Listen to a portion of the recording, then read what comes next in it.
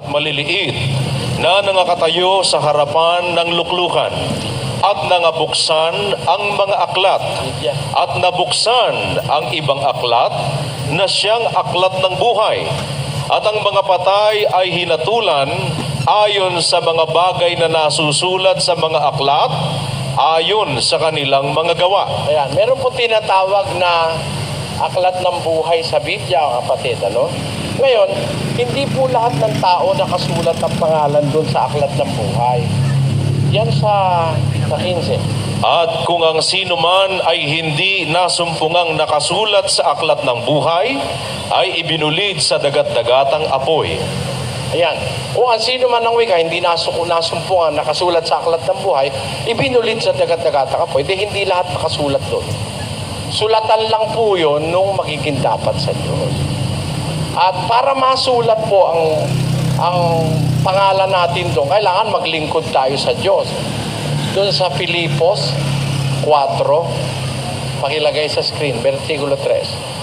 Oo, ipinamamanhik ko rin naman sa iyo, tapat na kasama sa pagtulong, na iyong tulungan ang mga babaeng ito, sapagkat sila'y nangagpagal, nakasama ko sa Ebanghelyo. Nakasama rin. At kasama rin naman ni Clemente at ng ibang aking mga kamanggagawa, na ang kanilang pangalan ay nangasa aklat ng buhay. Ayun, yung mga nagpapagal, gumagawa ng kalooban ng Diyos, ang kanilang wikang pangalan nasa aklat ng buhay.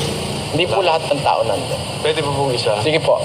Pwede po ba itanong kung talagang dapat na mag-antanda sa pagpasok ko sa simbahan o Yung pong aral ng Katoliko na yun, balintuna po yun mag-aantanda ka. Kung titignan natin sa katisismo, ang kahulugan ng pag-aantanda, basahin natin yung katisismo.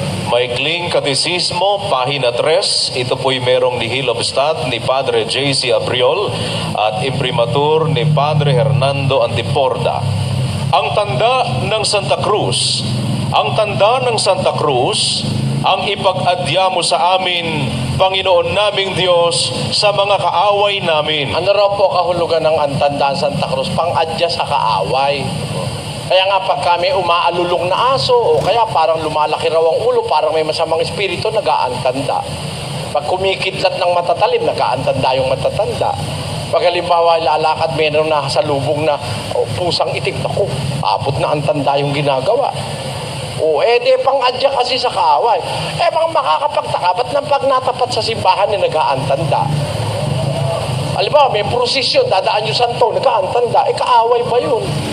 O, tanyo, walang pirming kahulugan niyang antanda. Unang-una kasi, hindi po batas ng Diyos yan. Wala sa Biblia yan. Wala pong Kristiyanong nagantanda. maraming po sa Salamat po. Sister Dorisa Bagoling, Iglesia ni Cristo.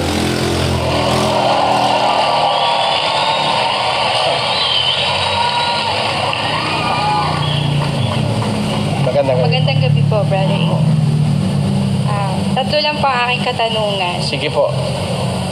Namulat po kasi ako sa turong hindi lahat ng kasalanan ay pinapatawad ng Diyos.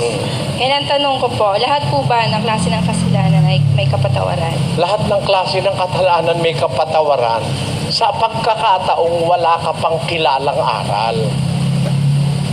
Unang-una, no? Ang pagpapatawad ng kasalanan totally nagaganap sa bautismo. Yun ang nasa Biblia. Magsisi kayo, 2:38. At sinabi sa kanila ni Pedro, mangagsisi kayo at mangagbautismo ang bawat isa sa inyo sa pangalan ni Hesukristo sa ikapagpapatawad ng inyong mga kasalanan at tatanggapin ninyo ang kaloob ng Espiritu Santo. Yan. Ang kasalanan, pinatatawad yan ultimately sa bautismo. Ngayon, pagka nabautismo ka na, natanggap mo na yung aral, nakilala mo na yung totoo, merong maselang hinaharap. Sa 26 ng Ebreo, pakilagay. Sapagkat kung ating sinasadya ang pagkakasala, pagkatapos nating matanggap ang pagkakilala sa katotohanan, Ayan, ay wala ng haing natitira pa tungkol sa mga kasalanan. kaya hindi mapapatawad ng kasalanan pagka kung sinasadya natin. Diba, inuulit-ulit mo na. Kailan? Pagkatapos matanggap ang pagkakilala sa katotohanan. Sa mga kapatid, hanggang hindi mo pa natatanggap yung katotohanan, mapapatawad ka eh. Sa bautismo ka nga mapapatawad eh. Pero natanggap mo yung katotohanan, tapos inuulit-ulit mo, sinasadya mo na, wala nang haing natitira sa kasalanan. Kailan ba yung tempo na yun na natanggap mo na yung katotohanan? Yun ang sinasabi sa 6:4 ng Hebreo. Sapagkat tungkol sa mga minsang naliwanagan at nakalasap ng kaloob ng kalangitan at mga nakabahagi ng Espiritu Santo at nakalasap ng mabuting salita ng Diyos at ng mga kapangyarihan ng panahong darating at saka nahiwalay sa Diyos, ay di maaring baguhin silang muli sa pagsisisi. Ayan, yun ang kondisyon eh. Minsang naliwanagan, nakalasap ng kaloob ng kalangitan, nakabahagi sa Espiritu Santo, nakalasap ng mabuting salita ng Diyos at ng mga kapangyarihan ng panahong darating sa kakanahiwalay sa Diyos, wala nang pagsisisi. So, yung salitang lahat ba ng kasalanan pinapatawad? Oo, bago na matanggap ang katotohanan. Bawa, lahat ng kasalanan nagawa mo, wala kang malay eh. Para kang yung pagnanakaw halimbawang kasama ni Kristo, lahat ng katulisan, pagnanakaw, kung ano-anong krimen ang ginawa, pero pinatawad ni Kristo dahil hindi pa naman nakakakilala yun eh. Pero pag nakakilala ka na, pagka sinasadya mo kasalanan, kahit sugal lang yan, hindi ka na maging dapat sa Diyos. Pag inuulit-ulit mo na lasing ka na ng lasing, hindi ka maliligtas no. Kailangan kasi kahit maliit lang na kasalanan, huwag mong ulit-ulitin. Bawa, lasing. Sabi ng Diyos, 3 Gs ng Tito. Ito po ang sinasabi, ang taong may maling pananampalataya, pagkatapos ng una at ikalawang pagsaway, ay itakwil mo. So on the third, titiwalag mo na yun. Pagkatapos ng una at ikalawang pagsaway. Kahit kasi maliit lang yung kasalanan, pag inuulit-ulit mo, ibig sabihin binabaliwala mo ang Diyos eh. Santiago 2:11. Sapagkat ang nagsabi, huwag kang mangalunya, ay nagsabi naman, huwag kang pumatay. Ngayon, kung ikaw ay hindi nangangalunya, ngunit pumapatay ka, ay nagiging suwail ka sa kautusan. May utos nung huwag mangangalunya, yun din na nagsabi huwag kang papatay. Hindi ka nga pumapatay, nangangalunya ka naman, suwail ka rin. Di ba ganon? Halimbawa, yung nagsabing huwag kang maglalasing, hindi na nagsabing huwag kang papatay. Akala nung ibang mabigat yung huwag kang papatay. Hindi ka nga pumapatay, lasenggo ka naman. Araw-araw ka lasing, Lunes hanggang Sabado lasing ka. Pag Linggo, nasa simbahan ka. Ibig ko sabihin nun, maliligtas ka. Pag inuulit-ulit mo, kahit maliit lang, basahin natin ng Santiago 1:14. Kundi ang bawat tao ay natutukso pagka nahihila ng sariling masamang pita at nahihikayat. Kung magkagayoy ang kahalayan, kung maipaglihi, ay nanganganak ng kasalanan.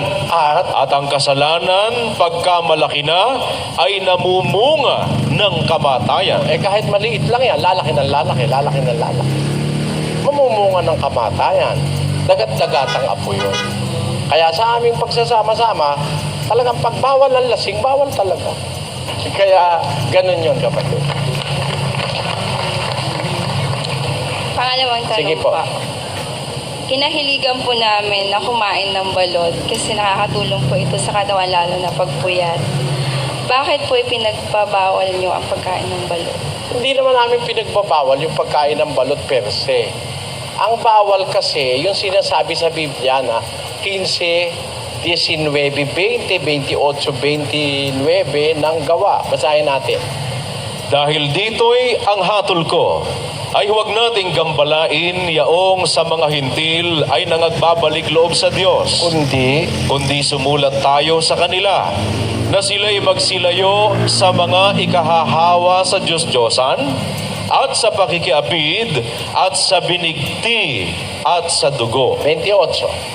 Sapagkat pinagaling ng Espiritu Santo at namin na huwag kayong atangan ng lalong mabigat na pasanin maliban sa mga bagay na ito na kinakailangan, na kayo magsiilag sa mga bagay na inihain sa mga Diyos-Diyosan, at sa dugo, at sa mga binigti, at sa pakikiapid. Kung kayo mangilag sa mga bagay na ito, ay ikabubuti ninyo, paalam na sa inyo. Yan ang batas. Tignan mo yung balat. Okay. Hindi kayo talaga tinuruan ng masusing aral ng Biblia. Kaya ganun.